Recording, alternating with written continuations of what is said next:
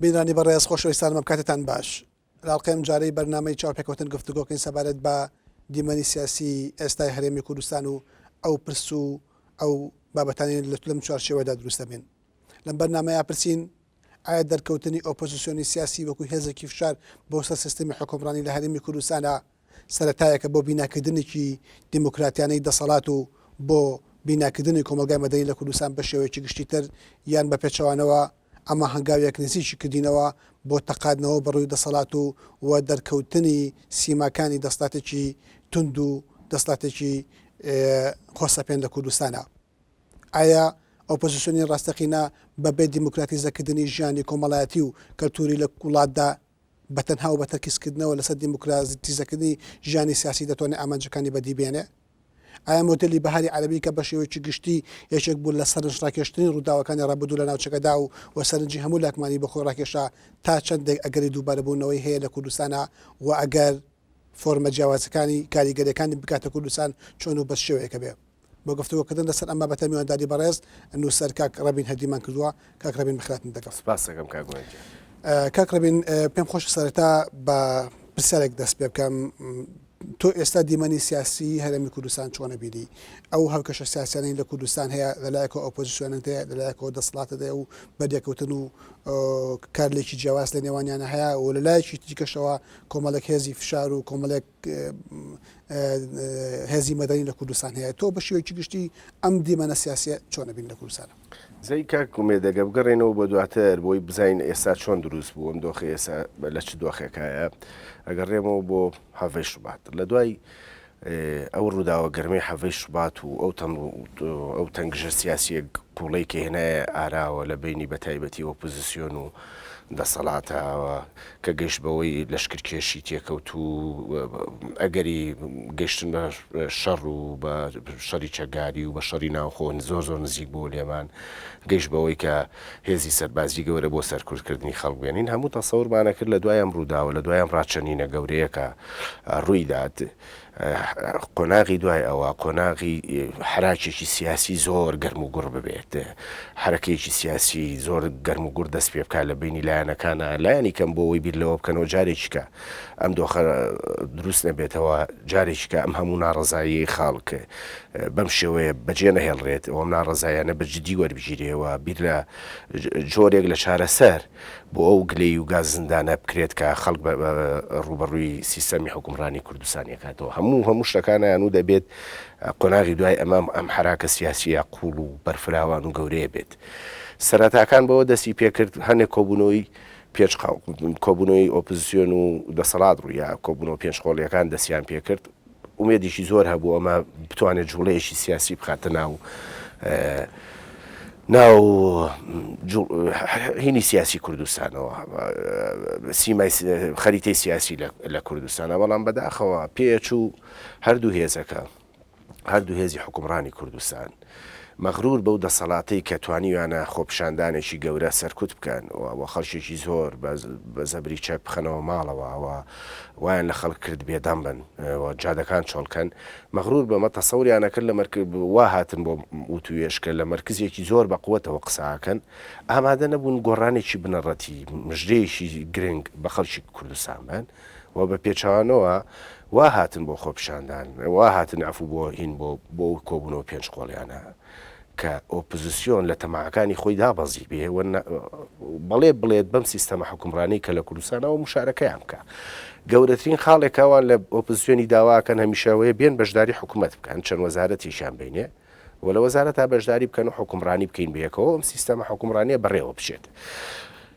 بەڵام ئەمە شتێک بوو کە ئۆپۆزیسیۆن بێگومان قبوڵی نەکرد لە دوای ئەو قبوڵ نەکردنەوە لە دوای ئەو وەرینەوە ماوەیەکی زۆرە وەستانێکی گەورە لە شانۆی سیاسی کوردستان هەیە ینی نەدۆخی بڵێ ناڵێن نەشەڕاشتیە نەدۆخێکی گەرمە بڵێ وێ دەکرێت شتێکی لێ نەکردن لە دۆخێکی هیچ شتیانێ وەستاوە هەموو هێزەکان لە چاوەڕوانیان هەموو شتەکان لە چاوەڕوانیان ئەڵێ هەموو شتێک تەجیل کراوە بۆ داهاتوو بزانین سبەینە چیە بێ بزانین سبەینە چیە بێ یعنی تەجیلکردنی کێشەکان بۆ داهاتوویەکی نادیار و هێشتنەوەی بەم گرژەیەشێکە لە سیماکانی کە ئێساتیایژین هەموو کێشەکان وەکو خۆی ماوە تەنگژەی بینی ئۆپۆزیسیۆن و دەسەڵات لەجێ خۆی ماوە بێ ئەوەی هیچ هەم ناوێت نە لەلایەن ئۆپۆزیسیۆنەوە بەراو دەسەڵاتە بێ نە لەلایەن دەسەڵاتەوە بەراو دۆخی کوردستان لە لێوارێکایە ئامادە بۆ تەقینەوە ئامادە بۆ قەیران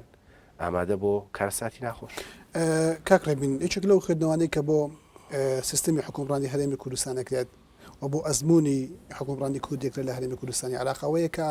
ئەم مۆدێرە لە حکومڕانی و ئەم دەسەڵاتدارە کوردیە لە قۆنەغی بیناکردنایە هەموو قۆنەغی بیناکردێکیش ئەگەری ئەوە تێدا هەنگاو بنێ بە ئاڕاستەی ئیجابی و بە ئاڕاستی دیموکراتیزەکردن و بیناکردنی مۆدێلێکی حکومڕانی باشە و بە پێشەوە نەشەوە ئەگەری ئەوەی تایە پاشەکشەی گەورە بکە بۆ دواوە و هەنگاو بنێ بە ئاڕاستەی داخران و خۆسەپاندن بەسەر کۆمەلگا و بەسەر مؤسساتەکانی تری کۆمەلگای مەدەنیە پرسیارەکەی من ئەمەیە ئایا حەڤەی شوبات ڕووداوەکانی حەڤەی شوبات کە وەکو خاڵێکی جیاکەرەوە لە مێژووی نزیکی ئەمەیە باسە کرد و دواتریش دەرکەوتنی ئۆپۆزیسیۆن وەکو هێزێکی سیاسی فشار بەسەر حکومڕانی کوردیەوە دەسڵاتی هەندا بەکام ئاراستی هەنگاو بنێ هەنگاوێکی نا بەرەو ئاراستەی کرانەوە کۆمەلگاوە بە خۆداچوونەوەی دەسڵات بۆ بیناکردنی حکومڕانێکی باش یان بە پێشەوانەوە دەسڵاتی وا لەکرد بەرەو پاشەکشێکی گەورە بڕوا بەرەو خۆسەپادن بەرەوە داخران بەرەو کەمکردنەوەی مەساحی ئازادیەکان تێبینیەکی زۆر باشت بود کاک ئومێدیان کەوت ئێمە لە قۆناغی بیناکردنین و لە قۆناغی بیناکردنا تۆ بناغە و بناغەی سەرەکی هەموو شتەدانەی کە حکومڕانی نەوەکانی داهاتوو کوردستانەکە خوازانە بۆ چەند سە ساڵی داهاتوو یعنی ئەمەی کە ئێستا ئەکرێت ئەمەی کە ئێستا دروستی ئەەکەین ئەوە نییە کە عیلاقەی بە ژیانی من و تۆ هەبێ عیلاقەی بە کوڕەکانمانەوە بێ بنەوەکانمانەوە بێەوە بە جیلی داهاتووەوە بێ ئەمەی ئێستا دروستەکرێت شتێکی چارە و سازە ڕێکدا ئاکوتێ لەبەر ئەوەشا کە قۆناغی بنیاتکردنە و قۆناغی دانانی ئەو بناغەیە لەبەرەوە ئەبێ زۆر بە هەستیاریەوە تەماشای بکەین هەموو شتەکانەڵێن ئەمانە هەردوو هێزە دەسەڵاتدارەکە بەو هینانەی کە پێشکەشیان کردووە تا ئێستا ئەیانوێ بناغی سیستەمێکی داخراوی کۆنتترۆلکراوی دیسپلین کراو لەلایەن هەر خۆیانەوە پیادە بکەن دەستوریان پێشنیار کردووە کە دەستورێکە لایەنی کەمی دیموکراتیتیانە دەستورێکی زۆ خراپە پڕە لە تەڵا پڕە لە هەڵا پڕە لە زیادبوونی دەسەڵاتی سەرۆک و بێشەخصیەتی پەرلەمان لە بەردەمی سەرۆکە و من بە درێژی لەسەرەمە لا هینا نووسیمەکەم دەستورە لە چەند ڕۆ ترسناکە بۆ ئەوی کە سیستەمێکی دیموکراتی هەبێت هەموو یاسا بنەڕەتی و گشتیانەی کە پێویستە دیفاع لە ئازادی ئینسانی ئێمە بکەن لە پەرلەمانە بە پێچەوانەوە کۆمەڵە یاسا دەرچووە کە هەر هەمووی دژی مافەت بنەڕەتیەکانی ئینسانی ئەمێ لە یاسای خۆپیشاندانەوە بیگرەکە بوو بە یاسای قەدەغەکردنی خۆپیشاندان وەک دنیا هەرامان لەسەر کرد تا یاسای ئەنجومەنی ئاسایش بنێ ئەمە جگە لە ئەو بودجەیە کە هەمیشە بەو هەموو کەم و کوڕیەوە هەموو جارێ لە کوردستانە لە پەرلەمانە دەڵنی بۆ درێ و ئەم سامانە زۆرەی کوردستان بە هەدەرە درێ یەک دنیا کەم و کوڕیتیا بێەوەی کەسبی پرسێتەوە ینی هەموو ئەو شتانەی کەیبینین لەوە ئەچێ بە تەما بن بناغی سیستەمێکی داخرا و کۆنتترۆلکرا و کە هەمیشە دەسەڵاتەکانی بەدەست خۆیانەوە بێت هەمیشە خۆیان لەسەر حکومڕانی بن یعنی جۆرێک لە قانون پێشنیارەکەن جۆرێک لە دەستور پێشنیارەکەن کە هەر هەمووی لە ساڵحی مانەوەی دەسەڵاتی ئەوانە هەر هەمووی لە ساڵحی کەمکردنەوەی ئازادی ئینسانی ئێمەیە هەر هەمووی لە ساڵحی کۆنتترۆلکردنی زیاتری ئەمانە بەسەر دەستگاکانی دەوڵەت و تەنانەت کۆمەلگای مەدەنیەوە لەبەر ئەو ئەمەشکە لە قۆناغی بناتین تەنگژەکە زۆر قوڵە هەموو هێزە ئۆپۆزیسیۆناش کە لە ساحەکان زۆر چاگەمە ئەزانن ئەمەی کە ئێستا دروستەکرێ ئەگەر بێدەم بین لێی ئەبێ بە نەریت دوایی گۆڕانی زەحمەتە کاک ئومێدەگە دەستور تێپەڕێنم ئەم دەستورە خراپە زۆر زەحمەتە گۆڕینی دەستورەوە تۆ لە عێراق بینی دەستوریان تێپەڕانووە سونە بە هەموو قوتی خۆیەوە بە پشگیری 22 دەوڵەتی عەرەبی و تورکیا و دنیاوە ناتوانن بەندێک لەم دەستورە بگۆڕن یعنی میلەتان زۆریانەوێت تاتوانن بەندێک لە دەستور گۆڕن تورکیا لەو دەستوری کەدایە ناوە ئێساش بە هەموو چەند ساڵە لەسەر یەک محاولەی گۆڕین یەکەن بە ئاسان بۆیان ناگۆڕێت چونکە مەرجەکانی دەستکاریکردنی دەستور دوای دەڵمان زۆر گەورەیە بە ئاسان دەست ناکەوێت لەبەرەوە پێشەوەی ئێمە بگینە ئەم دۆخە ئەمانە ئەم دۆخە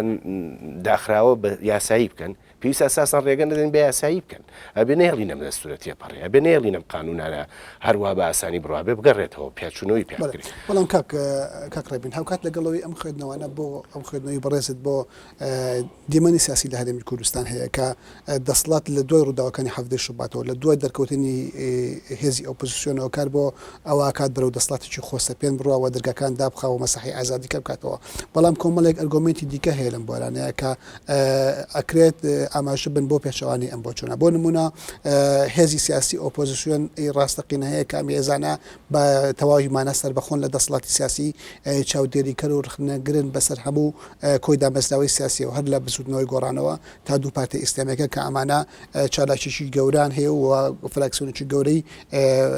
پەرلەمانیان هەیە و لە پەرلەمانە ئەکتیڤن و دواتر دام و دەستگای کۆمەلگای مەدەنی لە کوردستان هەیە لە کۆمەڵێک ڕێکخراوی جۆرا و جۆری کۆمەلگای مەدەنیا خۆی نمایشەکە میدیایش ئازاد هەیە کە میدیایە بە شوێن بە ئەندازەی توانە و ئیمکانەتی خۆی تشکی خستۆتە سەر کەم و کۆڕەکانی نظامی سیاسی هەموو ئەمانە بۆچی ئەمانە بە دەرکەوتەی باشی ئەم مۆدێرە لە حکومڕانیە نازانیت کە بمان خاتە بەردەم ئەو ئەگەرەی کە بەرەو هەنگاوێکی باش و بەرەو دەسەڵاتێکی کراوە و حکومڕانێکی باشمان بە بنا نەموتوە بڵێمینە ئەلە باسی خواستی و دوانم کردووە بەڵام و خواستە قەت نەبووە بەواقع قەت نەیانتوانیوە ئەمانە کۆنتترۆلی تەواوی کۆمەلگای کوردی بکەن خۆشببختانە قەت نەیانتوانیوە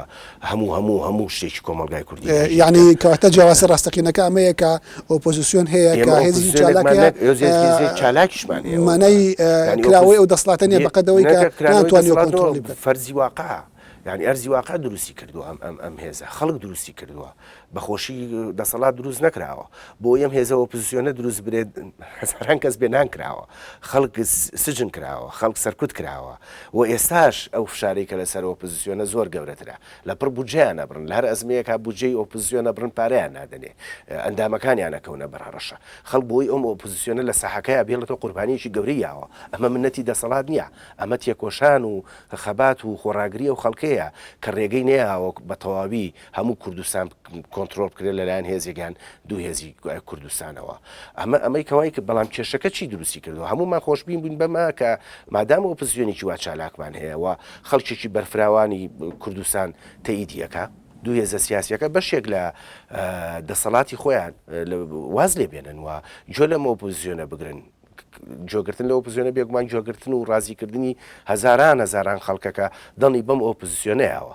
بەڵام سیاسەتی دوو هێزە کە بە پێچەوانەوە بوو یعنی ئەو ئەن من جارێکی کەژە مەم دووتۆتەوە سووریشم لەسەر ینی چەند جار دووبارەم کردوێتەوە دوو هێزەکە بە عقلیەتی پێش دروست بوونی ئۆپۆزیسیۆن ئێساش معاملەکەن یعنی وا معاملەکەن وەکەوەی کەس لە ساحەکانە بێ جگە لە خۆیان نەیەڵن مشارەکەی سیاسیان هەیە نە لە قراری سیاسیان مشارەکان هەیە نە ئەتوانن سادەترین قانون لە پەرلەمانە دەستکاری بکەن یعنی هەتا لە قانونێکی بەسیتی تەندروستیا کە سیاسی نەبێت ناهێڵن ئەوانە یەکێک لە بەرنامەکانیان جێبێت تۆ یەک قانونم پێ بڵێ بە ڕەزامەندی یا پرۆژەی ئۆپۆزیسیۆن بوو بێ دەرچوو بێ یا قانونێکم پێ بڵێ کە ناڕەزایی ئۆپۆزیسیۆن چ لە ڕێی پەرلەمانەوە چ لە ڕێی ئەعلامەوە چ لە ڕێی خۆپیشاندانەوە توانی بێتی ڕێگای لێ بگرێ یعنی تۆ تەسەوور کە ئەو یاسای خۆپیشاندانە من بڕوان ناکەم لە تاریخی سیاسی کوردستانە هیچ شتێک بەقەر ئەوە ناڕزایی دروست کرد بە سەر یاسای خۆپیشاندان لەگەڵ دەستورە ئەم دووینە چونکە زۆر زەرجەیەکی گەورەیە لەژێر ڕۆشنایی ئەو پەیوەندانێکی ئێستا وێنات کرد بۆ پەیوەندی نێوان ئۆپۆزیسیۆن و دەسەڵاتێکت هەیە کە زۆرترین کارێکات لەسەرەوەی کە هەموو جونگە گرنگەکانی دەسەڵات و حکومڕانی بەدەست خۆی بێت و بە شێوازێک مامەڵاکە کە کەسی تر لە سەحەکانە بێ بەپێی ئەو گزارشتێ بەڕێزن پرسیارەکە من ئەمەیە ئایا ئایندەی ئەم پەیوەندی نێوان ئۆپۆزیسیۆن و دەسەڵات لە کوردستانە بەرەوکوێکی ئایا ئێمە لە بەردەم مۆدێلی بەهاری عەرەبیین ئەم مۆدێلە بریتی بوو لە یەک پاشە ڕاماڵینی ئەو دەسەڵاتە سیاسی و بیناکردنەوەی دەسەڵاتێکی دیکە لە وڵاتە کە لەژێر ڕۆشنایی گۆڕانکارە تازەکانی ناو شۆڕشە عەرەبیەکانە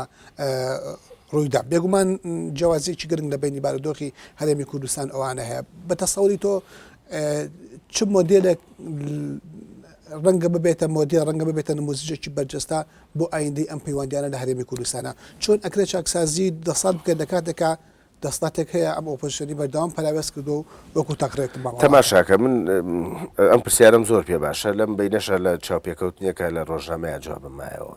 بەهاری عەرەبی بۆ کوردستان دێت کاک ممکن نیێنێت ئەو ئەم حرەکەی کە لە هەموو ناوچەکە دروست بە کوردستانی بێبەری نابێت ئەو داواکاریانەی کە خەڵ لە حکومڕانیەکی کراوە هەیەی هەرە بێت درەنگی زوو ڕووە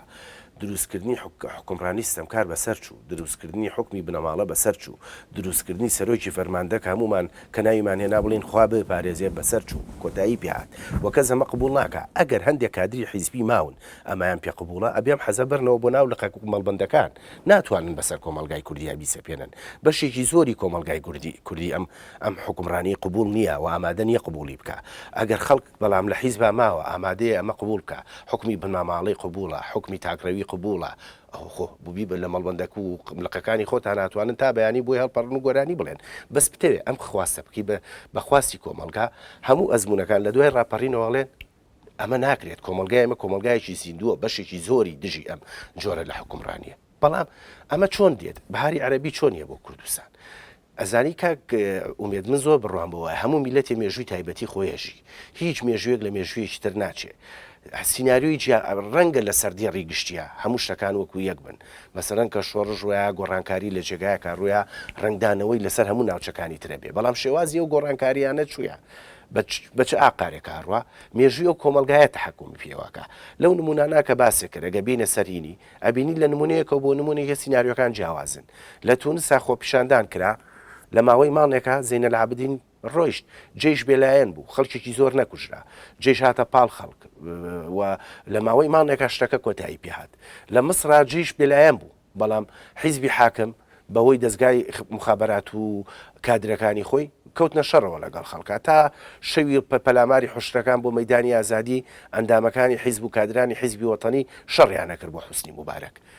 ئەو مۆدێلەش کەوت لە لیبیایە گەشتە شەڕی ناوخۆ و گەشتە تەدەخولی خارجی لە سووریایە گەشتۆ بە شەڕی ناوخۆ و هینێک سبغەیەکی تایفی پێدراوە ئەبینی هەر یەک لەم نمونانە بە سینناریۆی جیاوازاتیە پەڕیون من پێم وایە لە کوردستانە بەهۆی زیاد لە هۆیەکەوە ئەکرێ لەسەر هیچێک لەم سینناریۆیانە نەبێ ئەشێ لەسەر سینناریۆیەکی تر بێ ئەشێ لەسەر بە جۆرێک بەهاری عەرەبی بۆ کوردستان بێ کە یەک قەترە خوێنیتیان نەڕێژێ لە ڕێی دانوستانەوە بێ لە ڕێی فشاری مەدەنیەوە بێ لە لێ ڕێکەوتنی ناو هێزە سیاسیەکانەوە بێ بۆچی من خۆش بینم بەوەی کە ئەکری ئەم سینناریۆیە زیاتر احتیمالی لە کوردستانە هەیە چونکە ئێمە بە پێچەوانەی هەموو ئەم حاڵەتانەی کە باسمان کرد وەکو بەڕێزی شدی شارەت بۆ کرد ئێمە ئۆپۆزیۆنێکی چالاکمان هەیە لە هیچ یەک لە وڵاتانەی کە باسمان کرد ئۆپۆزیۆنی چالاک نەبووە هەمیشە ئۆپۆزیۆنەکان کارتۆنی بوون مەسەلەن ئیخوان مسلمین لە مسرا هەمیشە تەزویریان لێ یەکرا لە 4-5 کورسی زیاتریان نەبوو یعنی ئەوەنە کورسیان نەبوو بتوان لە پەرلەمانە هەرایەکی گەورە بنێنەوە و ببن بە فشار بەسەرینەوە یا وەفد و یا ئەعزابەکانی تر لە لیبیای هەر ئۆپۆزیۆن نەبوو لە تونس عینیش لە سووریا نموزەجی سەدام حسێنە بوو کۆمەڵە حیزبی کارتۆنی هەیە ئەگەر نا حیزبێکی چالاک نیە بەس لە کوردستانە نا تۆ ئۆپۆزیۆنێکی چالاکت هەیە یەکیان 25 کورسی هەیە دوولایەنە ئیسلامیەکە 13-15 کورسیان هەیە و ئەگەر تەزویر ڕێگا بە خۆمانە زانین ڕێژەی کورسیەمانە زۆر بەرزترە یعنی ئەوە هەم ئیسلامیەکان زیات کورسی زیاتریان هەیە لە ئاسی شەقامە ژمارەیەکی زۆری خەڵکیان هەیە ئەوە تەلەڤیزۆنیان هەیە ئەعلامێکیان هەیە و ئەعلامەکان ئەعلامێکی دڕە ئەعلامێکی بێدڵ نییە ئەعلامێکی سەرکوتکراو نییە هەم ئەعلامی ئیسلامیەکان بەرامبەر بە دەسەڵات توندە و ڕەخنەگرە و ئازایە و هەم ئەعلامی گۆڕان توندە وهینە یعنی ئەمە جگە لەوەی فەزایەکی ئازاد و ئەعلامێکی ئازادی دەرەوەی هەرسێ حیزبەکەمان هەیە هەموو ئەمانە وام لە یەکا بڵێم لە کوردستانە ئەکرێ سینناریۆی گۆڕانکاری زۆر بەهێمنان نەڕووبە نەپێویستە بە شەڕ و توڵوتیژی و پێکدادان هەبێ نەش پێویستە بە مەفهومی ڕاماڵین و ئەم شتانە بەڵام کاک ڕەبین ئێمە هەتاوەکو ئێستا ئەو میکانیزمانەی ئۆپۆزیسیۆن کە بینیومانە بەکاری هێناوە ئەو سێ حیزبە سیاسی بۆ مامەلەکردن لەگەڵ دەسەڵاتە ئەنجامێکی ئەوتوی لەسەر واقعی سیاسی هەرێمی کوردستان نەبووە ئێمە نەمان بینیەوە چاکسازیی ڕێشەی ڕاستەقیدا لە سیستمی حکومڕانی کوردیا ڕووبات بەپێی ئەو بەلاغ و تێگەشتانی کە ئۆپۆزیسیۆن بۆ دەسەڵاتی سیاسی ئەخاتە ڕوو وە خودی ڕێخەری سەرەکی گشتی بسوودنەوەی گۆڕان لە دەرکردنی ئەو بەیاننامەی ساڵی ڕابردوو باستاڵۆشاری حکوومەتەکە یەکێک لە هۆکارە سەرەکیەکان بۆ ئاگەڕێنێتەوە کە بە تەواوەتی بسوودنەوەی گۆڕان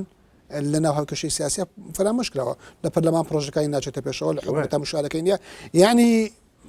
کامەی ئەو ئاماژانەی کە پێمان یەنەکە بەو تاریخیە نیە چونکە یەکەم کۆمەڵی داواکاری هەیە خەریکە وردە جێگرێت ئێستا لەم کۆبوونەوەی ئاخری مامجلال و کاگنۆشیروانە یەکێتی و تقریبان گۆڕان ڕێکەوتن لەسەر خاڵێکی گرنگ کە داواکاریی سەرێکی ئۆپۆزیسیۆن و ژمارەیەکی زۆری خەڵکە گەڕانەوەی دەستورە و دەستور بگەڕێنینەوە و سیستەمەکە لە سیستەمێکی سەرۆکایەتی و وردە بیگۆڕینەوە بۆ سیستەمێکی پەرلەمانی هیچەکە لە داوا هەرە سەرێکیەکانی ئۆپۆزیسیۆن و داوایەکی زۆر گرنگە چونکە دەستورە ئەو بەردی بناغەیەدانێکە لە سەرەتاوە باسمان کرد دەستورە دەستنیشانیەوە کاو سیستەمە حکومڕانی لە داهاتووشە حکومڕانی ئەماکات چییە یعنی وە نەبێ وێنەکەەوە بێکە تەواو ئیتر وەستاوە نەخێر حراکێکی سیاسی دەستی پێ کردووە و تەنانەت من لە کاگازات جوندیانی لەسەر تەلەڤیزیۆن بیستم کە هەتا کاگنێچیر خۆی ڕازیە بەوەی کە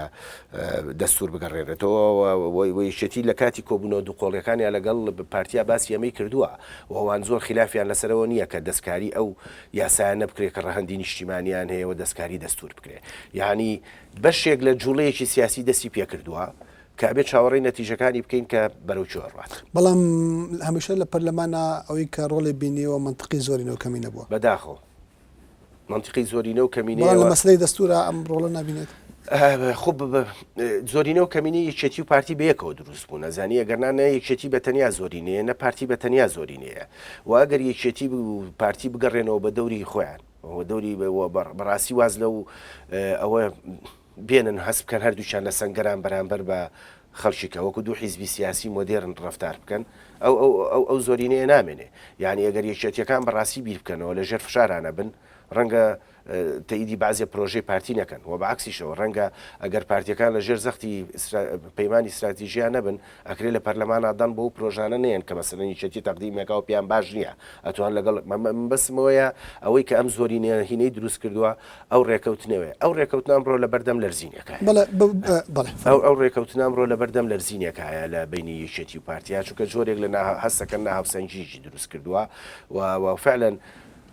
کاگومێت ڕەنگە برادرانی یەکێتیەمەیان پێ ناخۆش بێت بەڵام بە حقت ئەوەی منەی بینیم سیناریۆکەوە یەکێتی وەکو حیزبێکی سیاسی وەکو مشارێکی پرۆسی سیاسی تا ڕادێژی زۆر غایبە یعنی دڵنی غایبە دڵنی زۆر لە دڵنی پارتی نزیک بووەوە وەکو حیزبێک کە جیاوازە لە پارتی کە بەرنامەی هەیە کە فکرێکی تایبەتی خۆی هەیە ونەون ئەگەر ئەم دەورە وەربگرێتەوە یەکێتی پێم وایە حرەکەیکی سیاسی زۆر گەرم و گوڕ لە کوردستان کاکڕێمی تۆ لە سەرەتای قسەکان تا باست لەوە کرد کە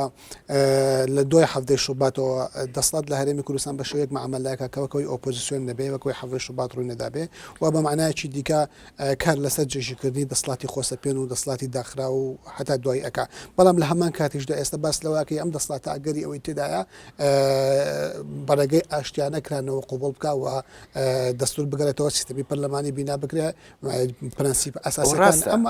هەردوو ئەگەرەکە باە بێ لە بەردەما بێ نابێت تووشی هین بین نابێت تووشی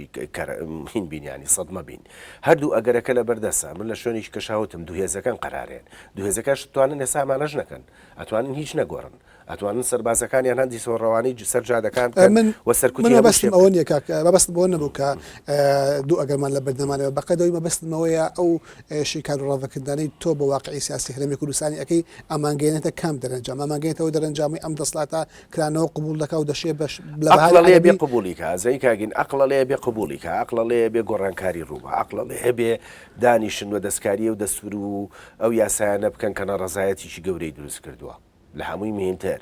دەستکاری ئەو بەهدەردانەی سامانی کوردستان بکەن کە کەس نازانێت چی لێ دێ و پرۆژەی خزمەتگوزاری و سەرفکردنەوەی و پارە بۆ کوردستان گەورەتر بێ لەمەی کە ئێستا هەیە یعنی دۆ کوردستان لە دۆخێکە لە ڕووی یابووریەوە بەهێزە نابێ ئێمە فەقیرمان مابێ لە کوردستانە نابێ وڵاتمانەوە وڵاتێکی جادەکانیەوە نەخراب بن بیناکانیەوە نەخراب بن ئەبێ وڵاتێکی زۆر پڕڕەونەقوینمانە بێ بەو سامانێک کە لە کوردستانە هەیە ئەبێ ئەقلەڵێ بێمانە ڕووبە بەڵام تۆش دەزانین تاریخ بە عقڵە میشە ناڕوا بەڕێەوە هەمیشە بڕێکی زۆر لە ناقلیانیە تاریخی بەڕێوە وردووە هێزەکان لە پڕ تووشی کوێربوونێکە بنەزایی ئەمە تاریخ زۆر جاروا بووە سەدام حوسێن لە لوتکەی دەسەڵاتە تووشی کوێربوونێکی گەورە بووە نوعی ئەغڵاتی سیاسی کرد مەسیری بەو مەسیرە ڕووی کە هەبووە زانی هەموو هێزێک سووریا بەشارە سەد ئێستا تووشی ئەو دۆخە بووە یعنی هێز هەیە تووشی دۆخی نەعقلانیە بێ تووشی کوێربوونە بێ واقعی خۆی نبینێ وە مەگەرە ئامادەیە کاک ئومێد نابێت کوێربین ئەکرێت ئەم هێزانە فعلەن کوێر بن وە لە پڕێکە مەغرور بە و سەربازانەی هەیەە مەغرور بە و پارەی لە بەردەستیانایە بکەونەوە شەڕ و لەگەڵ کۆمەلگاوە واشتوانن بیکە نەتوانن ئازیێت بە نەتوانن خەڵک بکوژن نتوانن خەڵک سجن بکەن زیندانیان هەیە سجنیان هەیە بەڵام تاکەی ئەوەی کە من لی دڵنیام وە هەموو کەسێک ئەیزانێەوە تاریخ پێمانەڵێ وانەی گەورەی تاریخە ئەم جۆرە لە هێزە درەنگی ئازوو ئەڕوات یا بە خوێن ئەڕوات یا بە ئارامی ئەڕوات چ باشە کە بە ئارامی گۆڕانکاری ڕووبا بە خوێن نەبێ بەهین نەبێ بەڵام گومانم نییە ئەگەر ئەم هێزە بەردەوام بێ لەسەرەوەی کە نەگۆڕێ بۆ چۆر بێ لە واقع زۆر باش کاکڕبین ئەمە دۆ پرسم کۆبوونەوەی لوتکەی نێوان سکرتێری گشتی یەکێتی نیشتیمانی کوردستان و ڕێکخەری گشتی بزوتنەوەی گۆڕان چۆن نەبینی تا چەند پێت وایە ئەوە خاڵێکی تەحول لە بەرە و ئەوە ئامانجە بەس بەر لەوەی وەڵام بیتەوە ناو بڕەمان هەیە و دوای ئەم ناوبڕە پرۆگرامەکەمان بەرداوام دەبێت ئازیزانم خۆشەویستانم پرۆگرامەکەمان بەرداوامە بینەری پرۆگرامەکەمان بن دوای ئەم ناوبڕە بە میوانداری بەڕێز ڕەبین هەدین نووسەر بینەری پرۆگرامەکەمان بن.